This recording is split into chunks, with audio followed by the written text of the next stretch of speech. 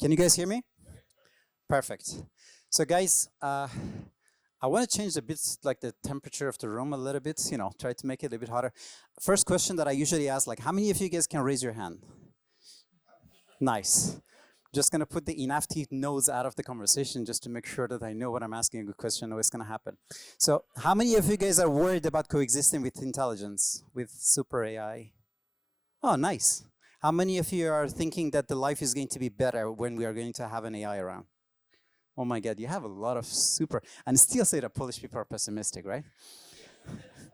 When is that gonna happen? Good. So guys, we're gonna start with, I also tried to make as much AI as possible, so this is not exactly how I look. So how did we become the ruler of the planet Earth? Anyone? Very quickly. What? Yes. No, but how did we become like that? By intelligence. Anybody else? To have a thumb, plausible thumb. Tools. Nice. So we have some ideas, right? Cooperation. I love that one. So let's start exactly where we have here. We can collaborate, but not just collaborate, right? Because a lot of ants do collaborate, bees collaborate, right? But we have a different ways. We can collaborate both flexible and in large numbers. That's exactly where things gonna happen, right? So you have ants, they are way better at collaboration than us. They can communicate better, they can talk to each other better, they are all having the same cause. None of them is on their phone checking their Instagram, but at the same time, we're still the superior race. Why is that the problem? Because they're not flexible. Because all of a sudden, if somebody put a pesticide, they say that, guys, let's just try to all of them go to quarantine, and then after that, we're gonna wear masks, and then we're gonna make like vaccine, and then after that, we're gonna fix the problem. They don't have that level of flexibility, right? And that is exactly where we're having a difference here, because we are literally trying to combine these two things together. And that is the huge deal that we have here. However, we're having a bit of a problem, because we have other species that they are pretty flexible. They can learn, they can adapt their future, they can adapt how they are living their life and everything. But they have a different problem, meaning that if you really put one chimpanzee and one human being, there's a very good chance that they would outperform us. But if all of us here would be chimpanzees, I think one of us was trying to basically just beat the other person to death so that make sure I'm gonna sit on the first row because I am the superior person, not you on the other side. So we are way better when it becomes bigger and bigger. So that's one of the reasons that you see the bigger the society becomes, we can have better technologies and everything is going to make way more sense. Now we go a little bit deeper. Second thing that we have, and that also changes all of us. If, again, we were monkeys most of the time, either there was a smell of something that was happening here, or some of you just saw a food somewhere happening. But all of you had this imagination that this guy is going to say something interesting. So all of you just came here without even having anything. And by anything, I mean physically speaking. But the beauty is that I'm giving you a story and you're listening. You're just watching something on Instagram and you believe in it. And that's the difference that we have than most other species that they're around. So I'm trying to justify why we are where we are right now. And I'm just right now just leaning you towards those optimistic people that they say that we're going to be fine with AI. But we're having this issue. We have a dual reality. We believe the government that we make, the borders that is our country, it is existing. It's real. We believe in it. Way more than the reality that is out there. If you really look at the Earth, one of the best things that you usually hear when you see astronauts and people that they leave the planet, they just feel humble because they just don't feel that, oh, you know what, I just passed the border of Poland. They just feel that this is my planet. This is where I belong. And everything else like governments and politics and law, it just doesn't exist because I can't see it. But what is the problem with us? All of us just say that, you know what? I am just going to follow all the other norms that are out there. If other people think that having trousers are normal, I'm just going to wear them. If not, I'm just going to wear a skirt. One of them is not good for the guys, the other one is not good to the girls. Depends on if you're Scottish or if you're from other countries, right? So norms are always not exactly one specific thing, but rather is based on whatever the norm is going to bring. And that is, again, another thing that is different, because you don't see different chimpanzees just walking with different outfit than the other ones. They are always just looking at one reality and they go with it. They don't have a storytelling. They don't have one chimpanzee that they have the picture of that on their wall and say that that chimpanzee in 1942 said something super interesting. So where are we going with this one? Imagine that right now we're destroying our real reality. We're destroying our planet. But still we have a big problem with this. Because our fictitious reality that we built with politics, with law, none of them exist. But it stops us from really keeping the reality that we have for real for ourselves. So these are the restraints that we have. We don't have a separation between these two. And I was like, guys, let's stop all of the things that we built because the only planet that we have is dying. We are literally are not capable of separating these two realities from each other. Now, first principle thinking. Any of you guys know what it is? Would you like to say what it is, just to make it a little bit more, not me just talking? Yes, first principles is asking questions until we get to the most foundational rules for solving a given problem in particular. Yeah, very much. And how many of you know that how old is it, approximately? 50 years old, 200 years old, 500, 2000, last number? We have a philosopher there. So guys, it's starting from Aristotle, 300 years before Christ, right? So that's the thing. That level of thinking, that level of systematic thinking, that level of understanding everything that is happening to us is not divine. It doesn't happen in 1999 or just by the opening of an OpenAI.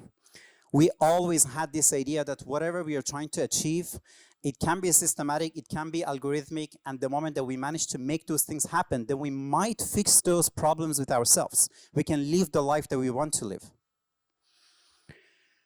Now, another thing that we always just walk around and I was like, GPT is gonna come over and they're just gonna do the mathematics and I'm gonna be the creative person. That is always the thing, like, they cannot make art like Picasso. I mean, come on, that's impossible. Anybody is brave enough just to try to tell me what is the definition of creativity? No one? Oh, come on. You're the only brave person here. Anybody else? I'm just gonna go for it.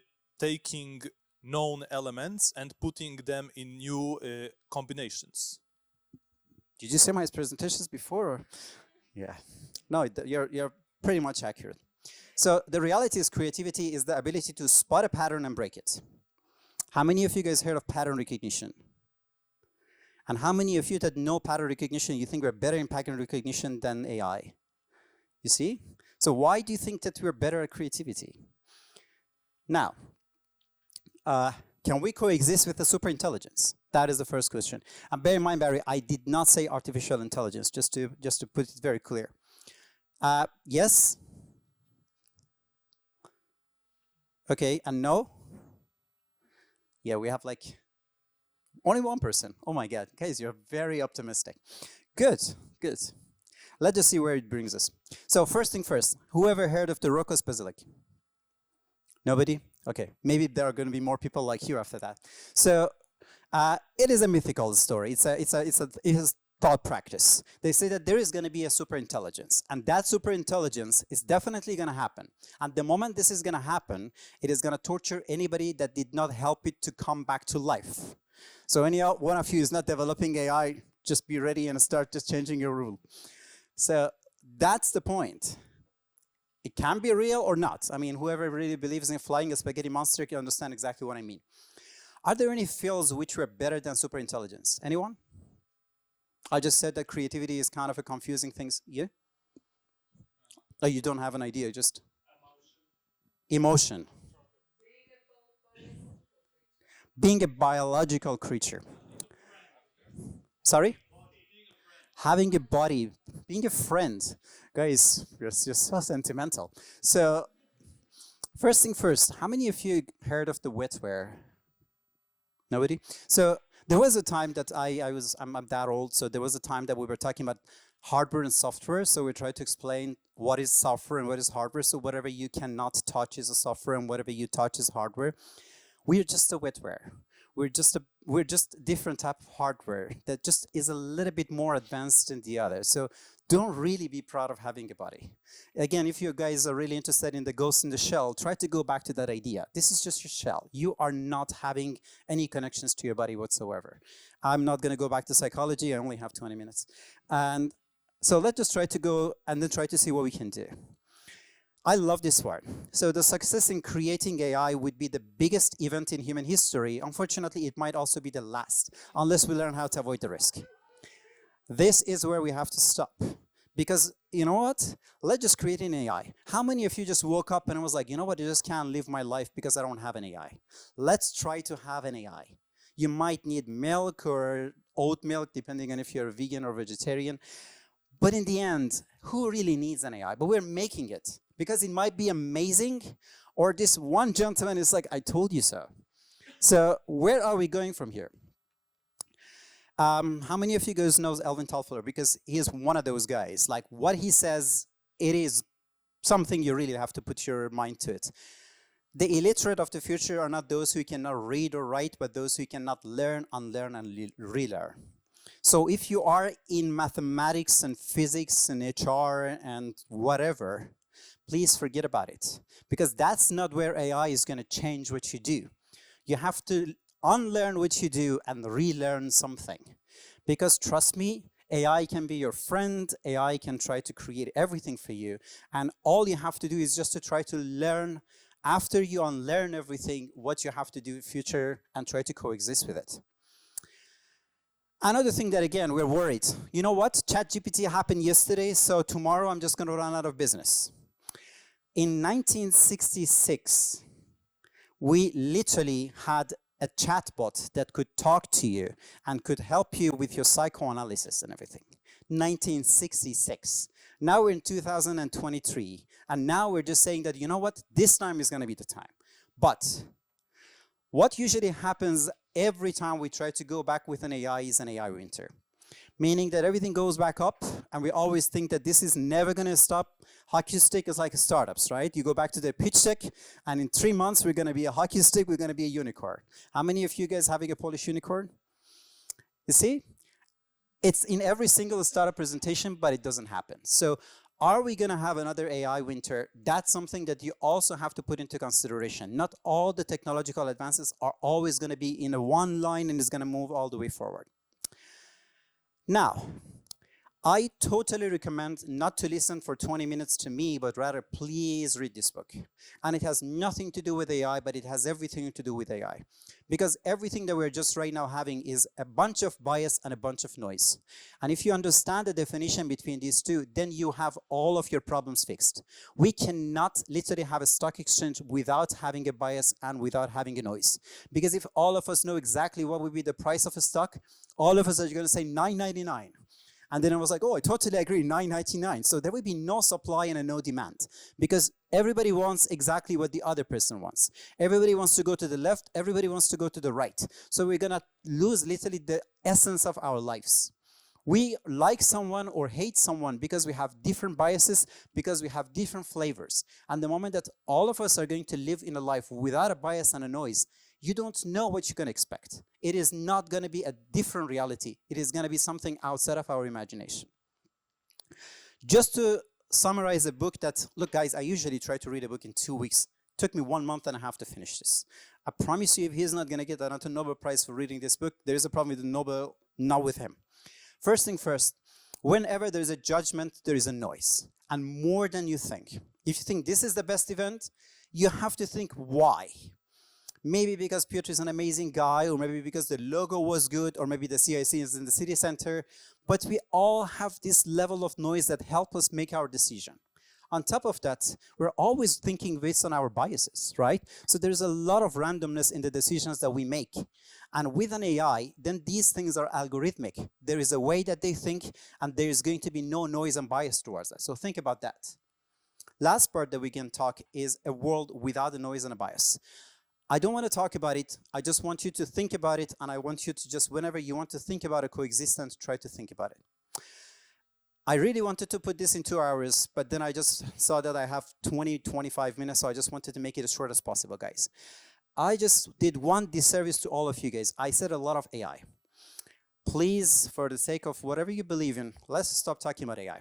This is everything. And if you manage to, any of you is smart enough just to show me where the AI is, please help me. It's computer science, guys. There is no such a thing as AI. Whatever we try to do is computer science. We are trying to go and try to create a computer vision. We try to have a speech recognition. And if we're going to be good enough, we're going to have some object recognition. That's it. So anybody is an expert in AI, please come to me and try to tell me what you're doing and just put it on this place. I try to, literally I can make a whole presentation out of this if you guys would be interested, and try to work on this, because the reality is buzzword. Yesterday was blockchain, today is AI. What is blockchain? Nobody knows. At least blockchain exists. AI is just a fictitious word, guys. If you believe in biology and like we're in the center of the universe and Galileo Galilei is going to be burnt to the, sticks, then we also have to believe in being the authentic intelligence, and that's why we're creating the artificial one. So just please understand that we are still progressing in the computer science. Another funny story. GPT, is it smarter than my phone? Yes or no? Exactly. Whenever we're talking about something being smart, how smart is it?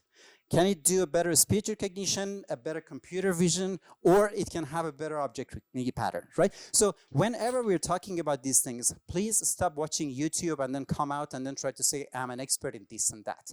That's the issue.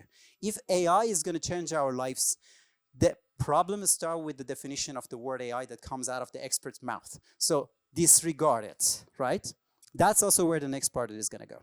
I wanted to give some time so that you guys would be able to ask your questions, and then I'm not going to be the only person who's going to have all the time for myself. So thank you very much on my side.